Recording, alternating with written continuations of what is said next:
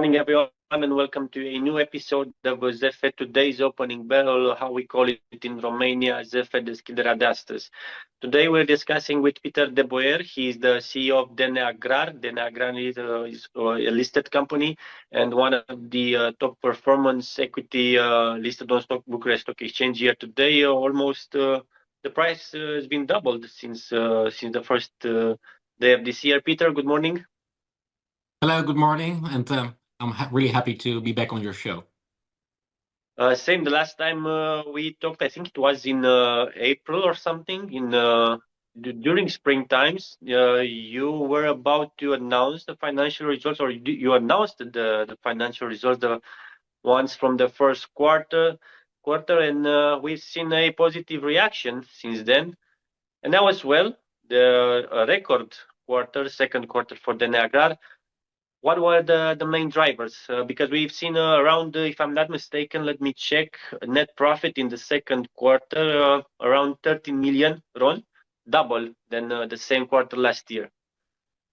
Yeah, so it's quite a busy year so far. We had the start of the operations at our Deschiderea farm, the start of our operations in our first compost farm, installation in the first half year of the solar panels. So we had a lot of things. Then, of course, we had also record results in Q1, the announcement of our strategy 2025-2030, change in management.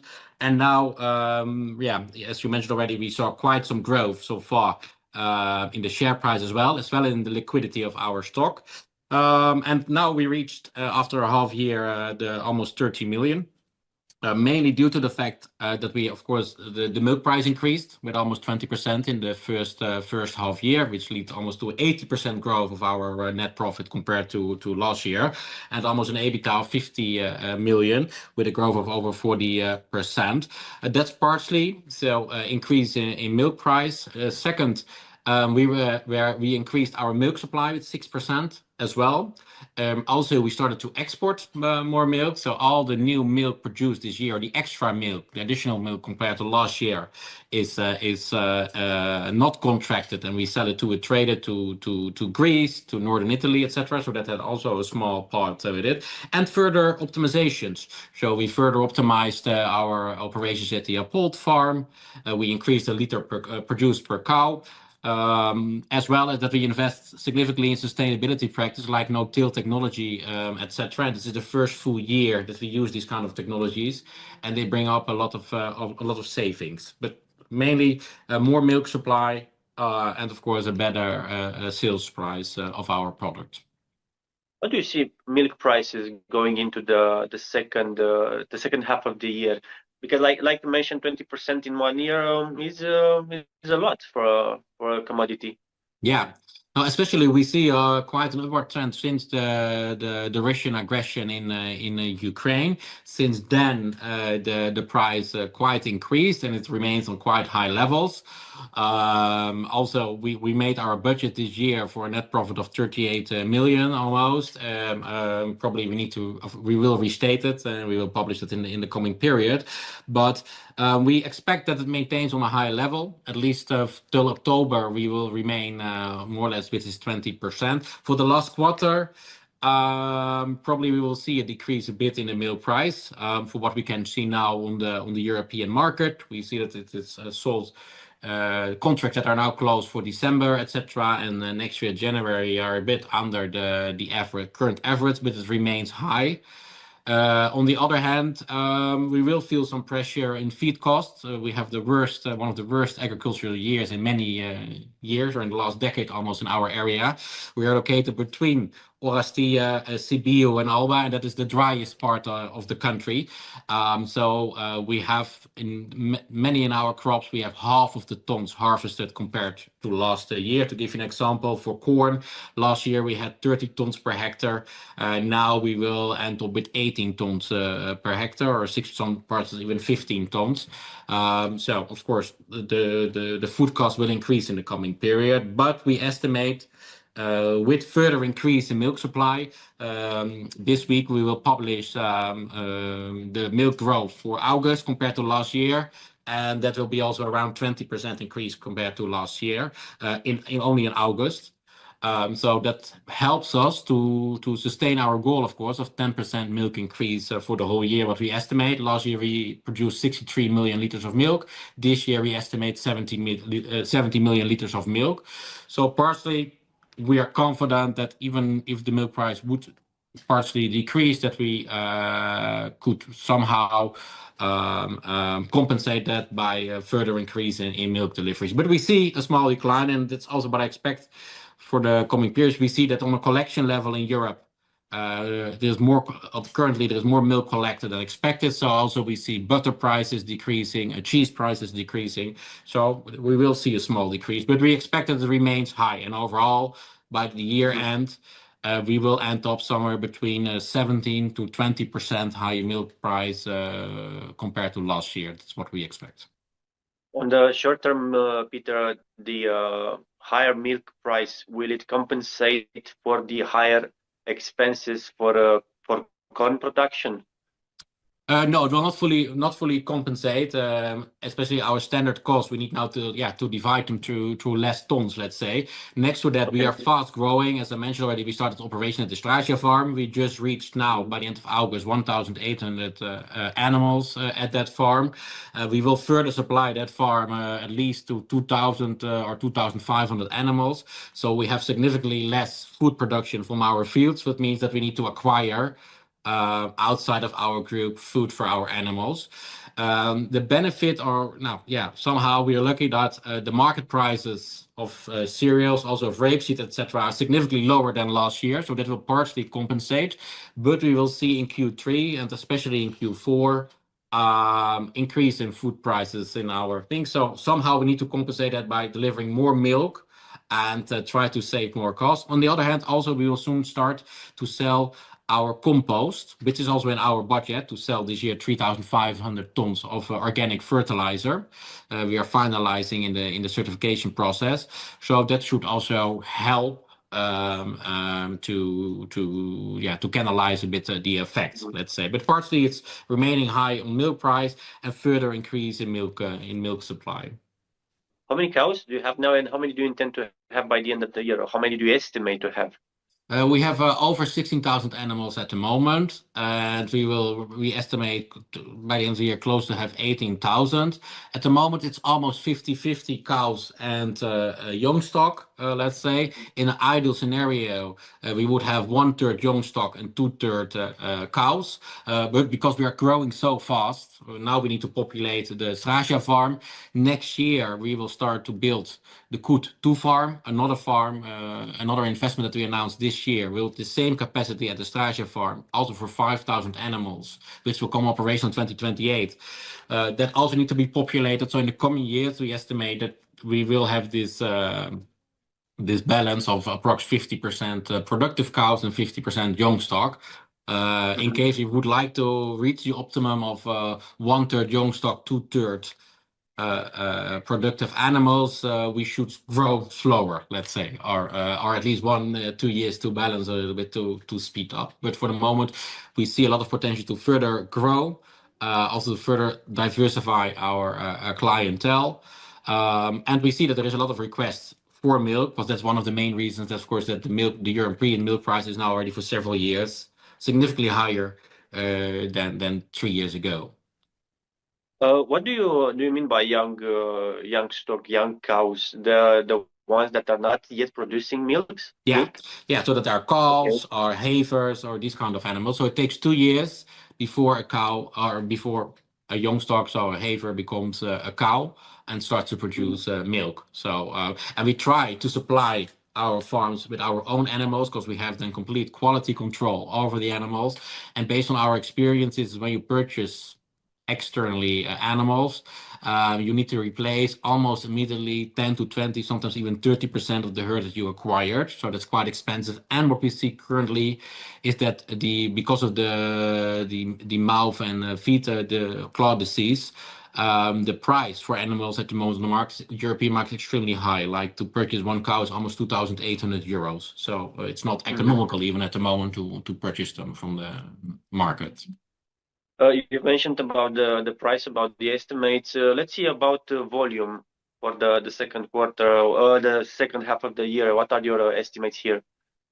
We budgeted this year for 70 million liters of milk, 3,500 tons of organic fertilizer, as I already mentioned. We are quite confident that we will reach the 70 million. That would mean a 10% growth. And now in July, we had 20% more milk than last year, July. Also now in August, we had 20% more milk compared to last year, which brings us now already over 9. I do it from my head, but I think it's almost 9.3 or 9.4% more milk than last year. And we will see further increases in the coming months as well. So we are quite confident that we will reach this 10% that we estimated. Probably it could be even more than 10%. Although now preparing our new budget that we will publish on the 9th of September, we will take in consideration 10% milk growth. The average milk price that we received so far in the first 8 months, or we know more or less already for the first 9 months. So it will be based on that. And of course, our estimation on how many tons of organic fertilizer we will sell.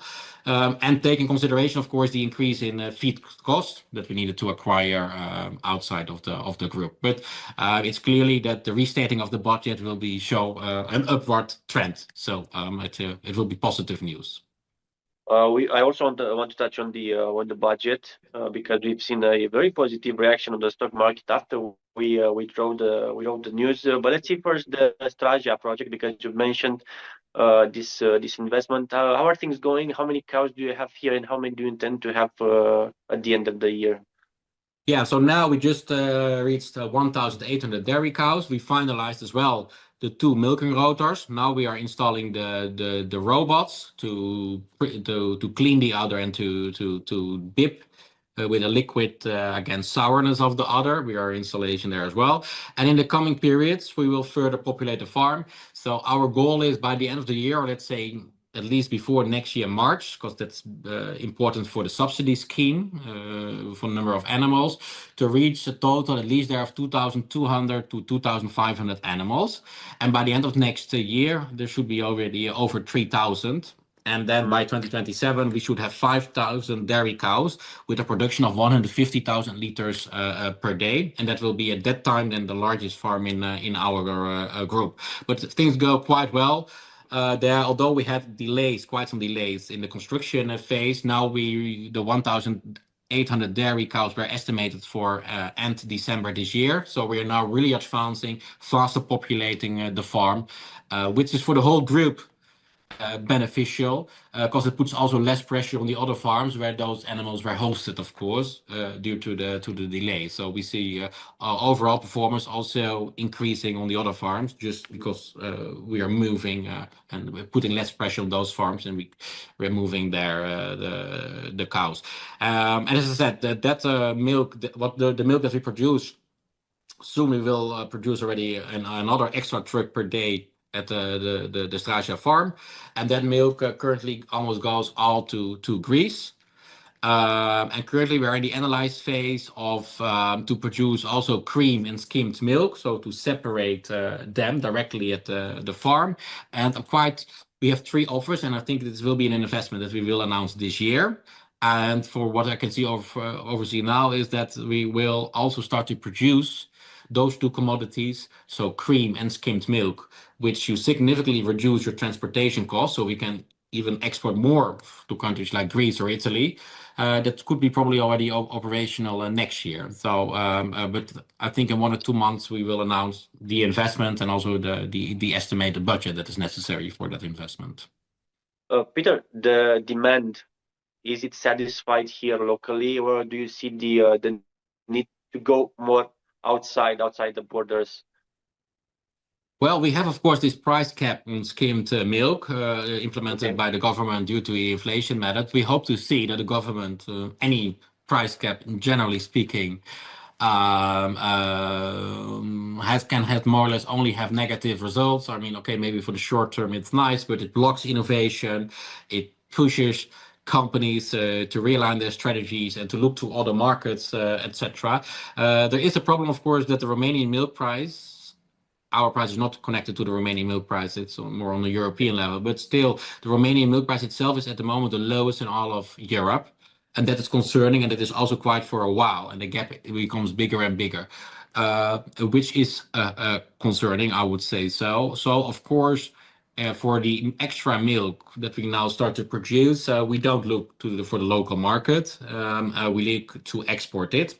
Currently, the best milk price that we receive for our liter of milk is the milk that we sell in Greece.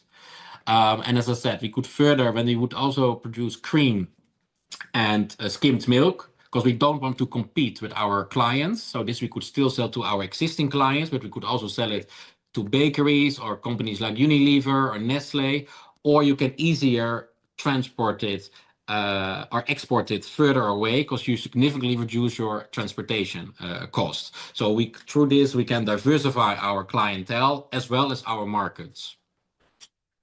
Solar panels. That was my next question regarding the investments.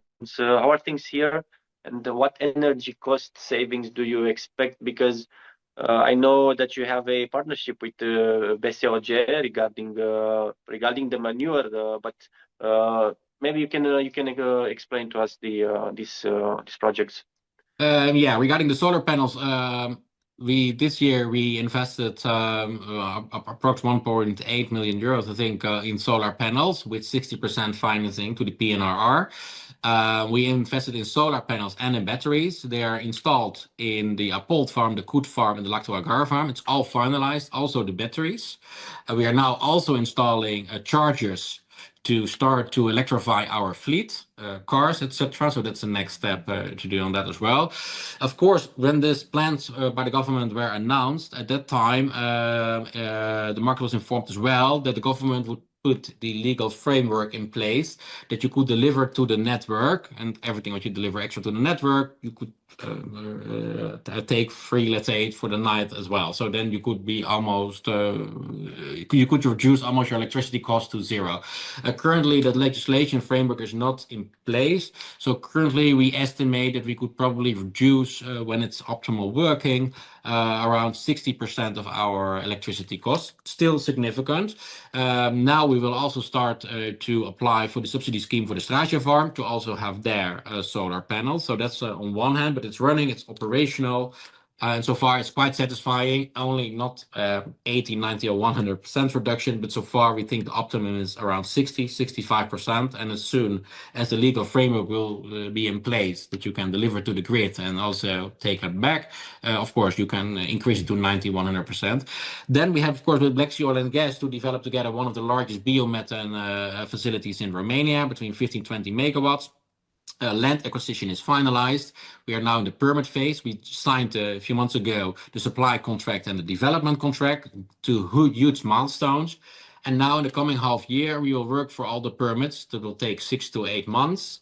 And then the final investment decision will be taken beginning somewhere next year. And if that is positive, we can immediately start to construct, and then it should be operational at latest in 2028, from the start of 2028.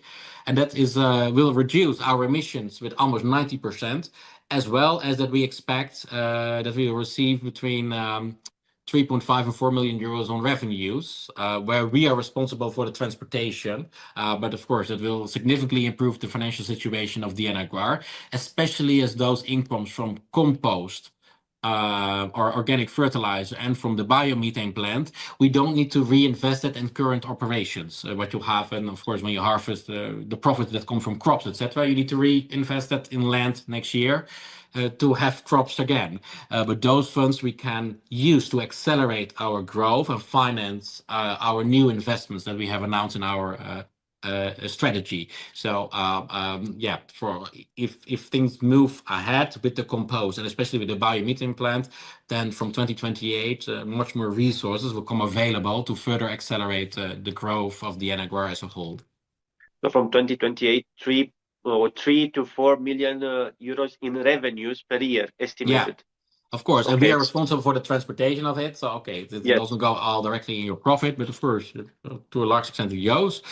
And I think, yeah, that we can just use to invest in new projects, because it is, and also it helps the manure price, etc., is not depending on the milk price, or it's not a commodity. So it's a 15-year contract, and we significantly reduce our emissions as well. and with the compost, because we have our goal to produce net zero milk around 2030. So it's a huge contributor from a sustainability aspect as well.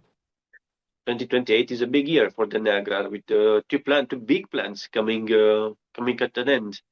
This biogas and Straja, right? The additional No, Straja liquid milk. is end of 2027. 27, The year okay. 2028 would be start milking 1,800 cows at the Koet 2 farm.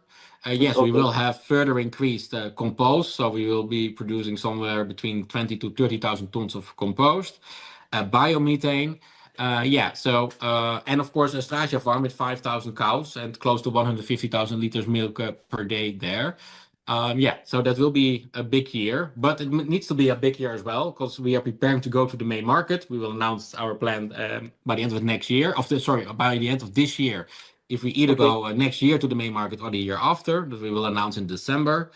As well as that we are currently developing in our diversification strategy to also start to produce vegetables in greenhouses. And of course, for that, we need to place the Inagar in a really good and strong position because probably we need to do a major capital increase then.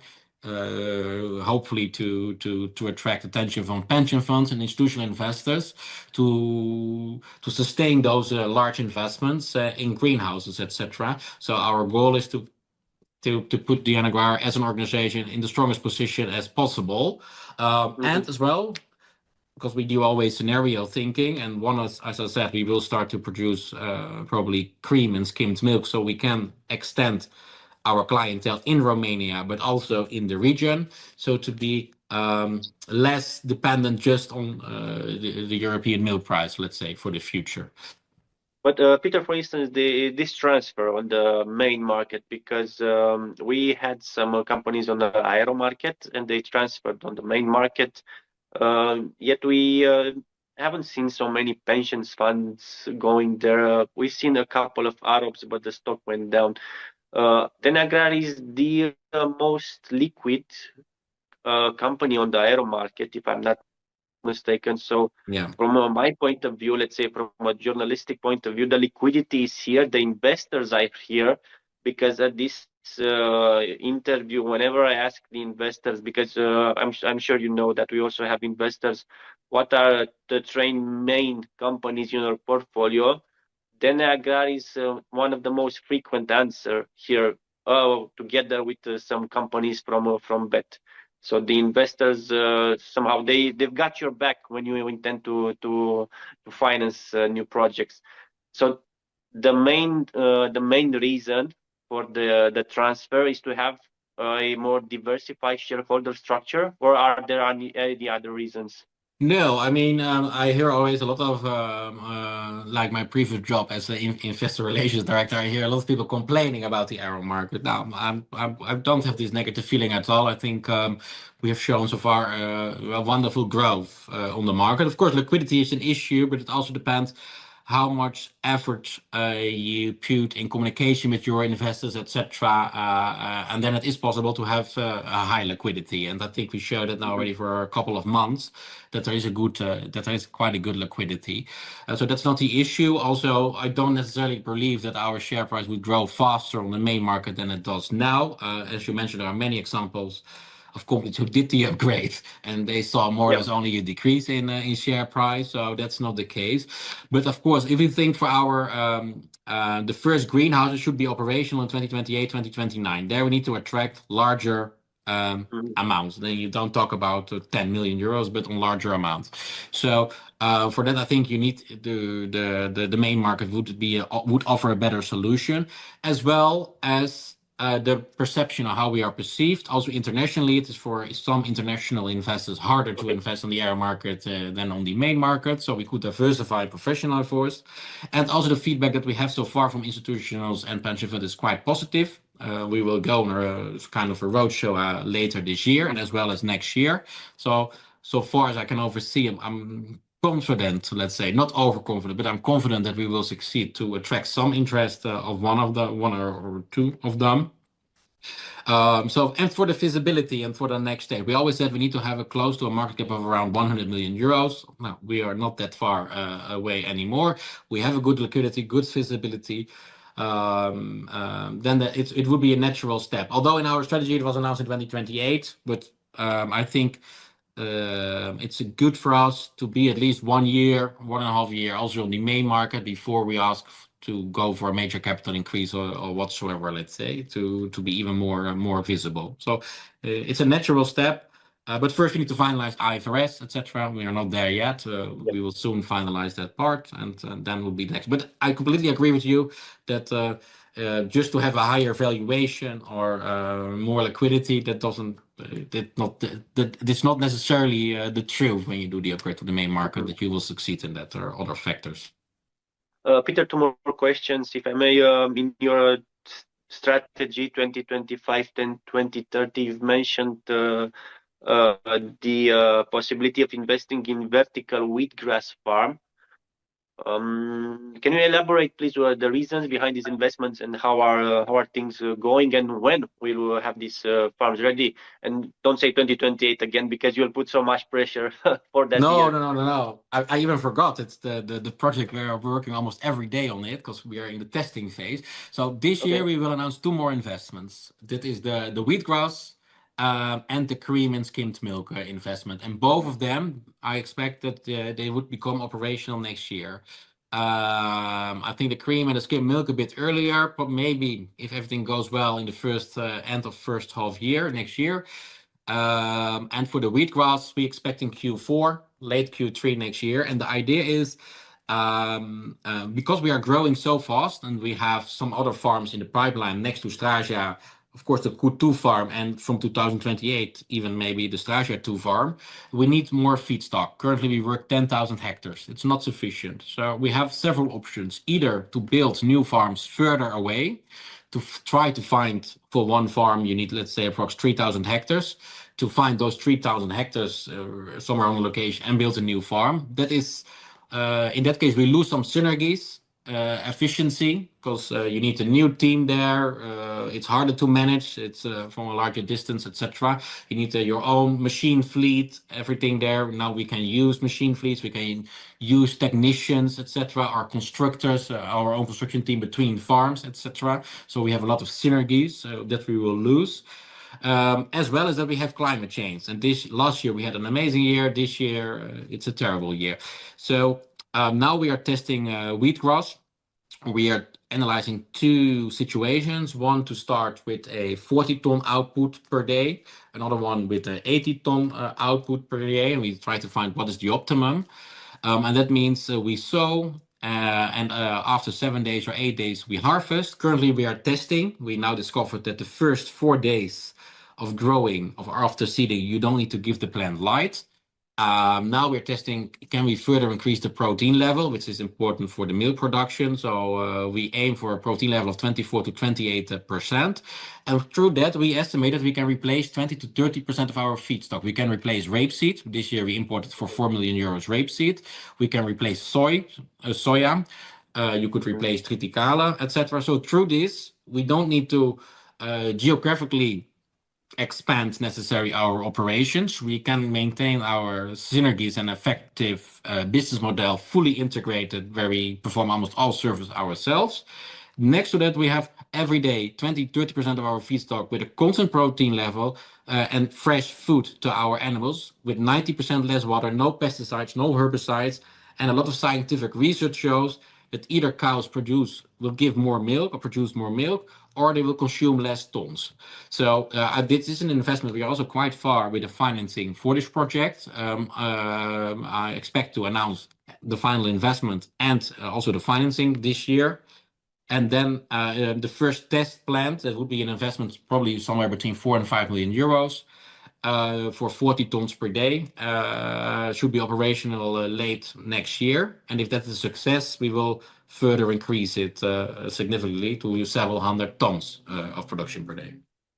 And Peter, let's see the last question. Saving the best for last, the budget for this year. What should we expect? Well, the budget is not announced. So as I said already, we will publish it on the 9th of September.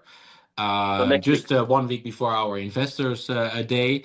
And as I said, it will show clearly an upward trend. So, and what we will consider there, it will be based on the first 9 months average milk price, the estimate of 70 million liters of milk that we expect to produce by year end, the increase in food cost, on the other hand.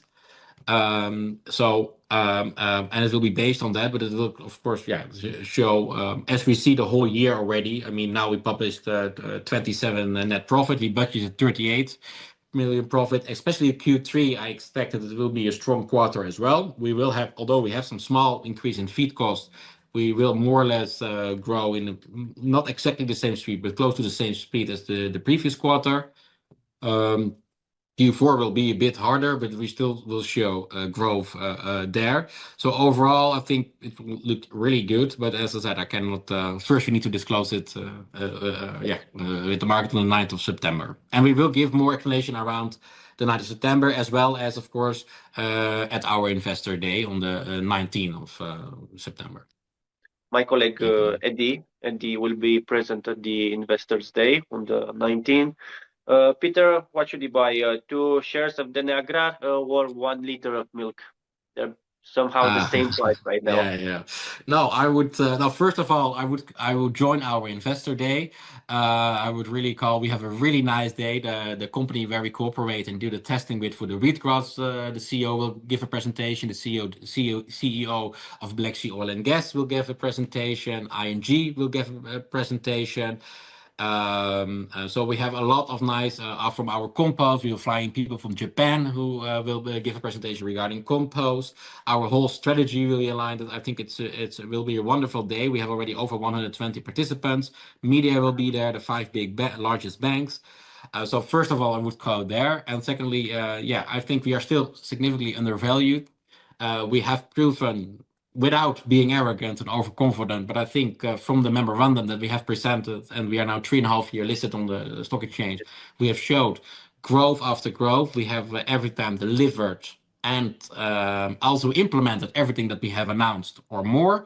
For us, investors and communication is a key of our part, like sustainability.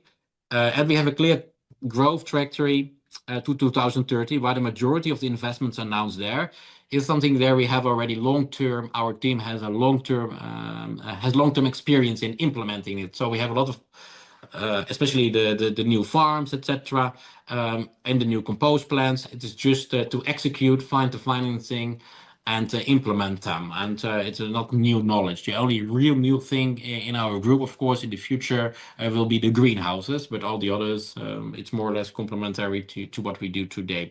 And then, especially in the agri-food sector, we see also worldwide, we see large investment with a lot of private equity, but also if we look to Mark Zuckerberg, etc., they are heavily investing in agri-food. The far majority of farmers is over 50 years in Europe, so a lot of them will retire, while consumption is significantly increasing in the coming decades. So I think it's a good industry to invest in. Thank you, Peter, for the explanations, for taking your time for this interview, and for the transparency. And I wish you good luck in your endeavors and your investment plans, and of course in doubling again next year, or why not going up by 60%. That's why I think it went up from what we've spoken last time at the end of May. I've just checked. Let's make a tradition of this, and every time when you interview me, that we grow after 60%, and that would be amazing. So that's a deal. Yeah. Okay. Thank you, Peter. Thank you. I will now switch to Romanian for the closing remarks. Mulțumim tare mult că ne-ați urmărit. Până data viitoare, fir întins la investiții câștigătoare. Numai bine!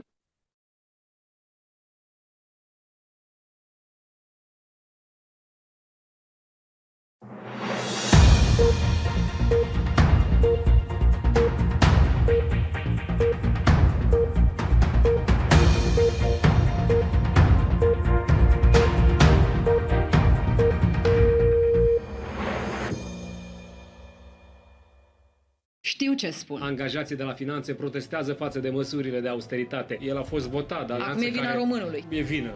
E reacție. Știu ce te interesează. Uite cum arde toată Europa și la propriu și la figurat. Niște fenomene naturale. Mor oameni în fiecare an. Decesele cauzate de poluare. Știu cum să te fac curios. A apărut telefonul care te scapă de telefon. Nu se poate face chestia asta și ca să te ajute să slăbești ceva invizibil? Nu te mai duci la cumpărături, nu mai bagi în frigider, e gol tot timpul, e ca la fot. Știu cum să te emoționezi. Zeci de pompieri români vor fi în Franța timp de o lună în cadrul unui program european dedicat controlului incendiilor de vegetație. Știu să convin. Italienii se plâng că le pleacă românii din țară și că îi lasă fără forță de muncă. Au început să ne ducă dorul. Știi de ce? Erau mai muncitori. Pentru că românii, da, sunt destul de cuminți. După o săptămână începe să vorbiți cu mâna și după 3 luni nu mai știți româna. Știu să câștig. Extraordinar de bine. Știu, deci știu.